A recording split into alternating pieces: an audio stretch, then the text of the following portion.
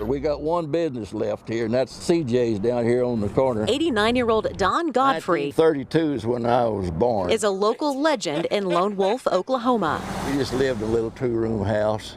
You know, dust just filled the house up. You'd have to get a scoop shovel and shovel it out. It was unbelievable, dry. Lone Wolf, named for a Kiowa chief, has changed a lot since the 1930s when more than 1,000 people lived in the small southwestern Oklahoma town. Most all of them left.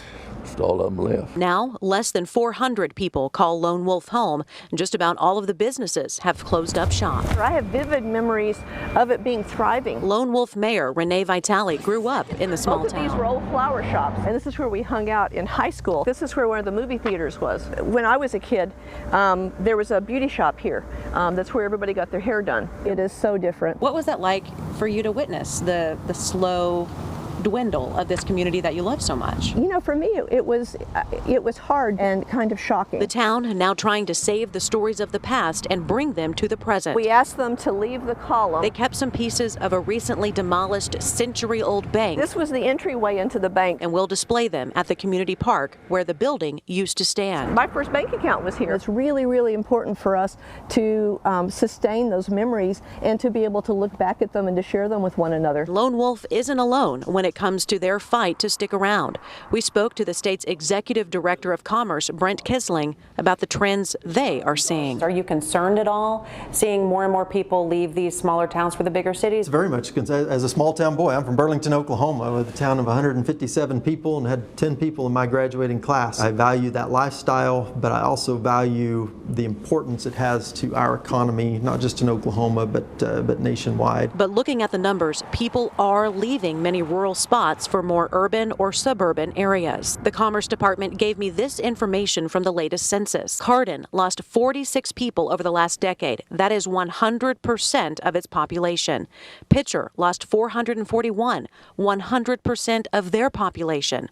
Moffett, Deer Lick, Cooperton losing close to 80% of the population in just a decade. On the flip side, OKC and Tulsa saw big gains along with suburbs like Piedmont, Norman, and Edmond. The very remote areas, that's where we've had the biggest issue. Kisling says not only do these remote areas hold the state's rich, unique history, small town Oklahoma has a not so small impact on the state's bottom line. We've got electricity on today. Most of that electricity is going to be generated in rural America. Whenever we go home this evening and we eat dinner, that food was produced in rural Oklahoma and rural America. And those things don't just happen with robots and happen by themselves. You have to have people there to maintain those natural resources. But how do you do that? How do you keep people in these small towns? There's a lot that has happened to leave rural America in kind of this weird place. I spoke to Dr. Tom Miller to get insight on why people are leaving rural America and what can be done about it. We had manufacturing largely pull out of a lot of rural places,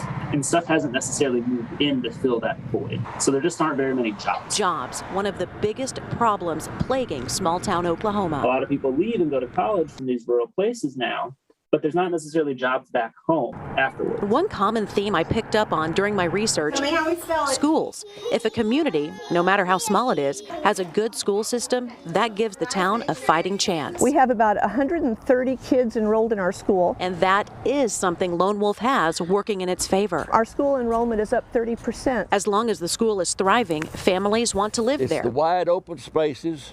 You don't have traffic problems. Even if there aren't many jobs in town. You find employment wherever you need to pursue your career, and you come home in the evening, and you're home in the evenings and home on the weekends. Meanwhile, Lone Wolf redefining itself to stay afloat in an ever-changing future while staying true to its roots. And they still deliver the mail out here. But experts say not all small towns will make it. I think there's a hard truth in that we're going to see some of these rural places kind of go away. Do you ever think that there will be a day where there is no longer a Lone Wolf, Oklahoma? I don't foresee that for the immediate future.